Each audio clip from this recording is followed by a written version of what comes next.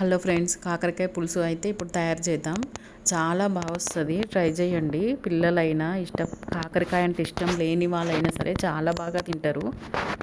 రైస్కి, రోటీకి, చపాతీకి చాలా బాగుంటుంది. ముందుగా కాకరకాయ ముక్కలు కట్ చేసుకొని సాల్ట్ వేసుకొని బాగా పిసికి పక్కన పెట్టుకోవాలి.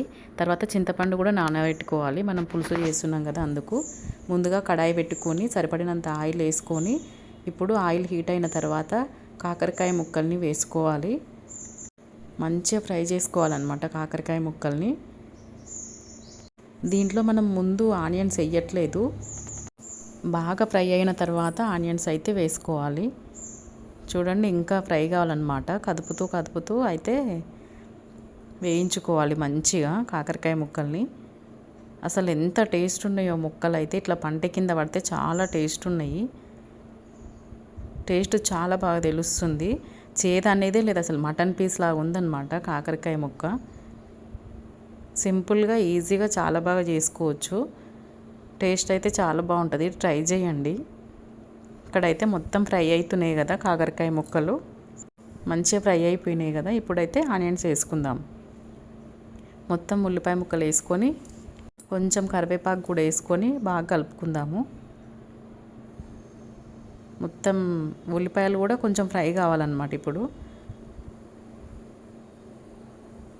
బాగా కలిపి కొంచెం సేపు మూత పెట్టి మగ్గనిద్దాము. ఇప్పుడు కొంచెం అల్లం వెల్లుల్లి పేస్ట్, కొంచెం పసుపు వేసుకొని మళ్ళీ ఒకసారి కలిపి మళ్ళీ మగ్గనిద్దాం కొంచెం సేపు. అల్లం వెల్లుల్లి పేస్ట్ పచ్చివాసన పోయేంత వరకు ఉంచుకొని బాగా ఫ్రై చేసుకొని పెట్టుకుందాం. ఇప్పుడు మూత పెట్టేస్తే కొంచెం సేపు మళ్ళీ మగ్గుతుంది. చూడండి, ఇప్పుడు మంచిగా ఫ్రై అయినాయి కదా. సరిపడినంత కారం, సరిపడినంత ఉప్పు వేసుకొని కాకరకాయ ముక్కల క్వాంటిటీ తగ్గట్టు సాల్ట్, కారం అయితే వేసుకోవాలి. వేసుకున్న తర్వాత చూడండి, ఇట్లా మొత్తం కలుపుకోవాలి అంతా. మళ్ళీ కొంచెం సేపు ఉంచుదాము. తర్వాత టమాటా వేసుకుందాం. టమాటా కూడా చిన్న చిన్న ముక్కలు కట్ చేసుకొని వేసుకోవాలి. టమాటా కూడా బాగా మగ్గాలన్నమాట మెత్తగా. మనం ఇందాక చింతపండు నానబెట్టినాం కదా, అదైతే పులుసు అయితే తీసుకొని పోసుకోవాలి. ఇప్పుడైతే టమాటా మగ్గనిద్దాము మూత పెట్టేసి. ఇందులో కొంచెం నేను షుగర్ అయితే వేస్తున్నా. షుగర్ వల్లనే పులుసు అనేది చాలా టేస్ట్ ఉంటుంది. ఖచ్చితంగా వేసుకోండి, వంట ట్రై చేసేటి వాళ్ళు. చాలా బాగుంటుంది అన్నమాట. వేసుకొని ఇప్పుడైతే మూత పెట్టేద్దాం. ఇక కలిపినాం కదా మొత్తం కలిసేటట్టు. ఇంకా టమాటా కూడా మగ్గిపోతుంది మంచిగా. చూడండి, మగ్గిపోయింది కదా. చాలా బాగా అయినాయి కదా, ఫ్రై టైపు.